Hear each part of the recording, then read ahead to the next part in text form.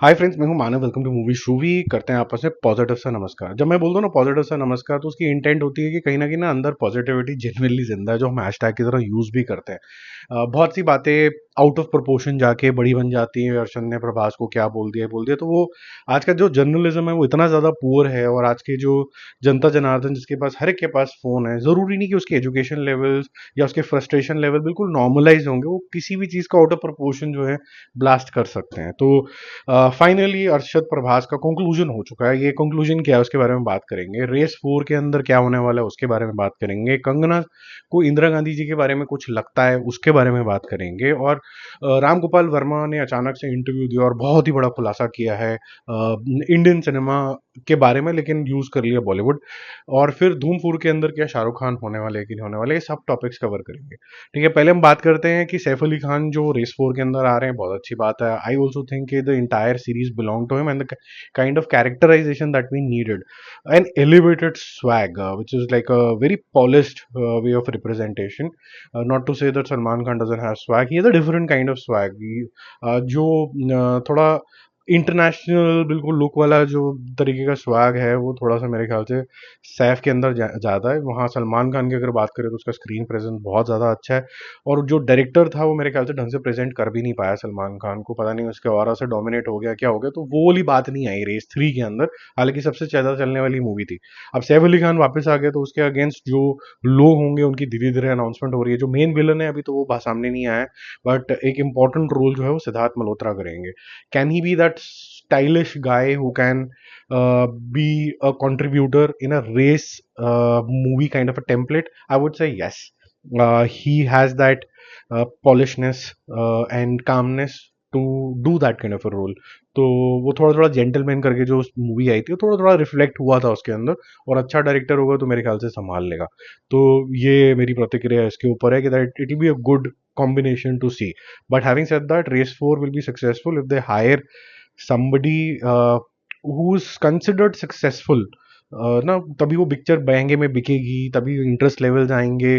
तो थोड़ा चलता हुआ एक्टर लेना पड़ेगा, क्योंकि सैफ और जो सिद्धार्थ मल्होत्रा उनके जो सितारे एज लीड स्टार्स गर्दिश में इतने ज्यादा नहीं है। इंडिपेंडेंटली जब किसी के साथ आते तो अच्छा हो जाता है।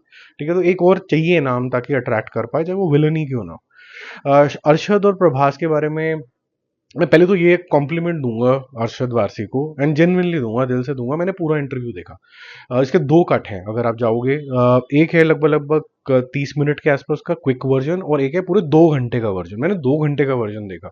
और मैं ये बोल सकता हूँ कि जब आपकी एक इंटेलिजेंस लेवल होती है ना जो दुनिया से थोड़ी सी ऊपर चली जाती है, तो आपको हर चीज के अंदर एक ह्यूमर भी नजर आना शुरू हो जाता है। So your way of explaining things is that you can slightly jovial about life और your parents died at a very early age, but you explained in a manner which is casual. और आपको जो होता है ना वो line of control समझ में आनी शुरू हो जाती है कि यार ये मैं कंट्रोल कर सकता हूँ, ये तो मैं कर ही नहीं सकता हूँ। तो अर्शद का जो इंटरव्यू है उसमें आप देखोगे इतनी सारी इनसाइट्स हैं, इतनी डीप वो बातें करता है। और उसने प्रभास को भी सिर्फ इतना ही बोला है कि भाई प्रभास भैया, मैं आपको बहुत बड़ा समझता हूँ। और उसमें आपको मेरे को मेरा ये जो जोकर वाला एलिमेंट था, वो जोकर का मतलब क्या था यहाँ पर ये था, यार मैं वो किसी भी हाथ में ना ये झलियां मारते हुए नहीं देख सकता, मैं आपका हो रहा, आप बाहुबली हो। ठीक है, तो he meant that but it was blown out of proportion. फिर सुधीर भी कूद गए कि ये है वो है, बट मैं ये जेन्युइनली मानता हूँ, सबका अपना अपना व्यू पॉइंट है। इन सबसे ज्यादा टैलेंटेड जो है अगर एक्टिंग के मामले में अरशद है। इन सब में से सबसे ज्यादा जो ऑरा रखता है और जो स्क्रीन प्रेजेंस रखता है वो प्रभास है। ठीक है, बाकी सुधीर, नानी, ऐसे बहुत सारे एक्टर्स हैं, सॉरी टू से।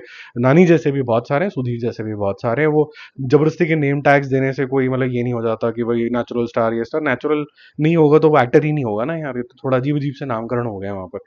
नाग अश्विन का भी इसके ऊपर एक रिस्पॉन्स आया जो मैं बोलूंगा कि एक बहुत ही मेच्योर इंसान का है। उन्होंने दो एलिमेंट बोले। पहले तो ये भाई कि जो लोग भी ये बकर बकर कर रहे हैं उनको फुल स्टॉप लगाने के लिए तो उन्होंने एक नॉर्मल ट्वीट के ऊपर रिप्लाई करा।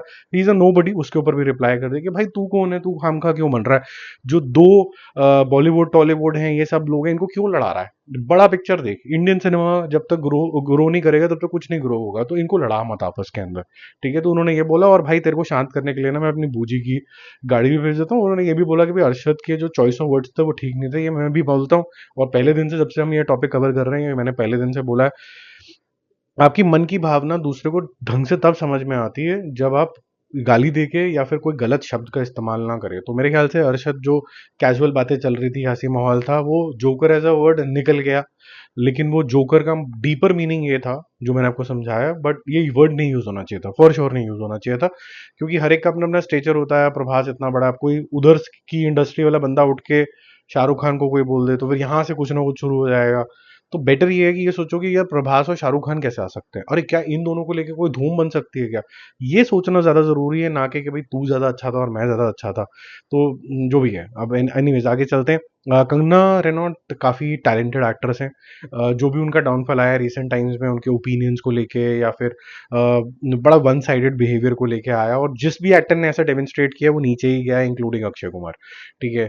तो अब उनको लगता है कि जी वो इंदिरा गांधी के ऊपर में जो फ़िल्म बना रही हो, वो मतलब पहले दिन से ही जी वो ऐसी थी, जी वो ऐसी थी, जी वो ऐसी थी, जी वो तो नेपोटिज़्म था, वो तो कभी उनकी कोई स्ट्रगल भी नहीं थी, ये नहीं था, वो नहीं था करके बोला नेपोटिज़्म है। मैं तो बोलूँगा यार नेपोटिज़्म कुछ सेंस में तो हर जगह पे ही होता है। यू फेवर योर सगे-संबंधी, तो तुम नहीं तो तुम अपना असिस्टेंट जो है या फिर अपना केयरटेकर जो है, अपना मैनेजर जो अपनी सिस्टर को नहीं बनाते, भाई मुझे बना देते, मैं हैंडल कर लेता, ठीक है? या किसी और को आपको बना देते। तो कहीं न कहीं जो ट्रस्ट फैक्टर होता है वो अपनों वालों से आ जाता है, तो वो बड़ा राइटफुल है। So it's not nepotism, it's basically passing the baton from one to another because the father or the mother knew deeper about a certain profession, they just educated their children about it।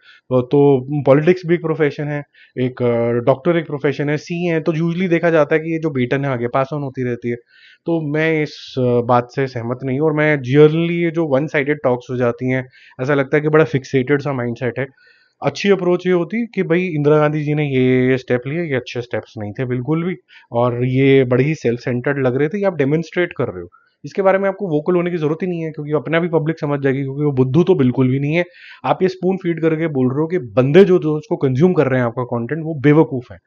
मेरे ख्याल से समझाने वाला बेवकूफ कहलाता है इस case के अंदर। एक और बेवकूफी वाली बात हुई है, जो हमारा चौथा टॉपिक है। भाई राम गोपाल वर्मा को लगता है एक तो कि वो बहुत ही महान डायरेक्टर हैं, ठीक है, किसी ज़माने में थे। फिर सबको पता है कि जो उन्होंने आग बनाई थी शोले की, वो किस लेवल की थी। उनको ऐसा लगता है कि इंडियन सिनेमा में जब कभी भी लोग आते हैं, वो 3-4 एक्टर अगर कभी इकट्ठे भी हो जाते हैं तो उनकी बस की नहीं है कुछ करना, वो बनाते हैं ठग्स ऑफ हिंदुस्तान, और वहाँ देखो ओपनहाइमर बन रहा है। या मेरे ख्याल से तो people just want to just degrade somebody और टेक 2 मिनट्स ऑफ लाइमलाइट ऐसे। आप खुद से नोबडी हो चुके हो, आपने लास्ट हिट मतलब 300 साल पहले दी थी, उसके बाद आप किसी को डिग्रेड कर रहे हो। कोई भी पिक्चर इसलिए तो नहीं बनाता कि हमारी पिक्चर की धज्जियां उड़ जाए, ठीक है? They putting their effort, they might be right, might be wrong, and you also have to see a pedigree of people. You see Amitabh Bachchan in that movie, he is a great actor, right? He is always done good movies.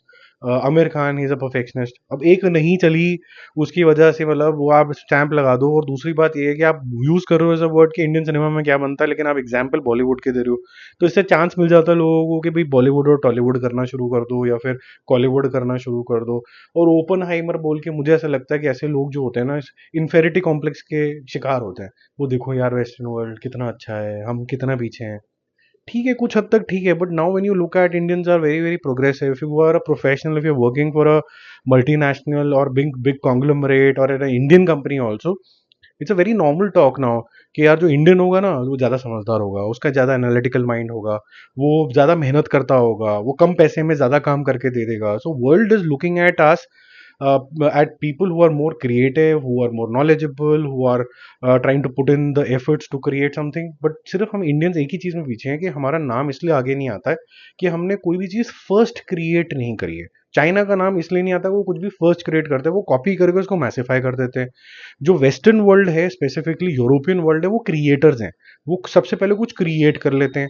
और American जो हैं वो market बहुत अच्छे तरीके से कर लेते हैं, उनका पैसा है तो वो वीएफएक्स ये सब टेक्नोलॉजीज पहले यूज कर पाते हैं, और ये टेक्नोलॉजी जरूरी नहीं सिर्फ यूएस में हो, ज़्यादातर European side of the world में ज़्यादा बनती हैं, और वहाँ पर अडेप्ट ज़्यादा हो जाती हैं। और ये यूरोपियन मार्केट का वे ऑफ ऑपरेशन है कि हम बना देंगे, तुम यूज़ कर लेना।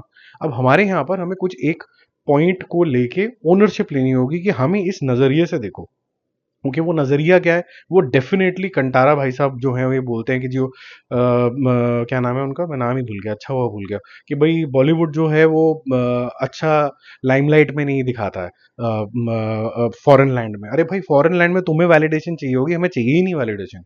हम अपने आप को अच्छा ही मान रहे हैं। तुम्हें अगर सर्टिफिकेट चाहिए भाई, हॉलीवुड वाले बता दो कि हम अच्छे हैं कि नहीं अच्छे, जाके ले लो सर्टिफिकेट। हमें ऑस्कर भी नहीं चाहिए, हमें कुछ नहीं चाहिए, हमें इंडियन पब्लिक का सिर्फ भरोसा चाहिए। That is more than enough, that's the biggest reward.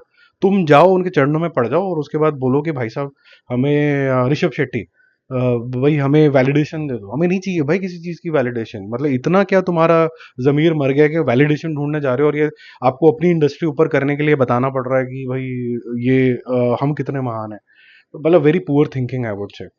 तो चलो ऑफ ट्रैक होते हैं, थोड़ा सा एंटरटेनमेंट की बात करते हैं। अब पांचवा टॉपिक है भाई, धूम 4 जो है वो मोस्ट प्रॉब्ली रीबूट होने वाली है। और ये जो रीबूट होगा इसमें सारी स्टार कास्ट नहीं आएगी, यंगर जनरेशन भी आएगी। और मोस्ट प्रॉब्ली इसके अंदर शाहरुख खान नहीं होंगे, क्योंकि एक फ्रेंचाइजी उनकी ऑलरेडी चल रही है जिसके अंदर पठान जवान ये सब सारी कहानी चल रही है। धूम में वो नहीं होंगे। हालांकि सुबह से ये ट्रेंड चल रहा है कि भाई शाहरुख खान इन धूम 4 होगा ही होगा। बस भी थी, बट जिस तरीके से रीबूट के जोन के अंदर जा रही है मोस्ट प्रोबेबली शाहरुख खान इसके अंदर नहीं होंगे। अब मैं ये बोलूं कि किस रूप एंड रेखा में होने चाहिए थे ideally, I would love to see him in a completely anti kind of a role, okay, मतलब unbeatable sort of a force। इतना नेगेटिव कि भाई टेक्नोलॉजी से मतलब बिल्कुल ही जैसे कहते हैं ना tech freak kind of a person. आप बिल्कुल ही बोल रहे हो कि आयरन मैन का नेगेटिव वर्जन किसी और यूनिवर्स में शाहरुख खान है। उस तरीके का गैजेटी and all of that, he can outbeat anybody. मतलब आप उसके सर्वर में जाके घुसोगे, वो आपके में घुस के उससे ज्यादा कुछ बड़ा कांड कर देगा, पर फुल ऑफ टेक्नोलॉजी। तो वो ऐसा कुछ अगर आ रहा है दिमाग में तो फिर Shahrukh Khan is a very good choice, वो उसको लेना चाहिए। बट अभी फिलहाल जो अंदर की बज आ रही है थोड़ी बहुत जितनी भी आ रही है, राइटफुल डिसीजन तो आदित्य चोपड़ा ही लेंगे, he is not there in the reboot.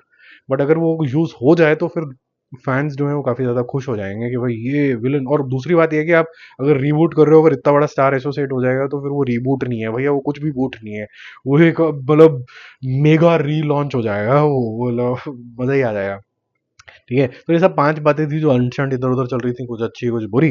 तो उसके बारे में मैंने अपनी प्रतिक्रिया शेयर कर दी है। रेस 3 के बारे में, अरशद इशू के बारे में, कंगना के बारे में, जो आरजीवी है उनकी जो आग बनाई और अब क्या वो सोचते हैं, और धूम 4 के बारे में। आपका इन पांचों टॉपिक पे क्या ओपिनियन है कमेंट बॉक्स में डाल दो। जिस पे एग्री करते हो उसके लिए यस लिख दो पांचों टॉपिक में, जिससे नहीं एग्री करते हो उसमें अपना ओपिनियन रिस्पेक्टफुली डाल दो।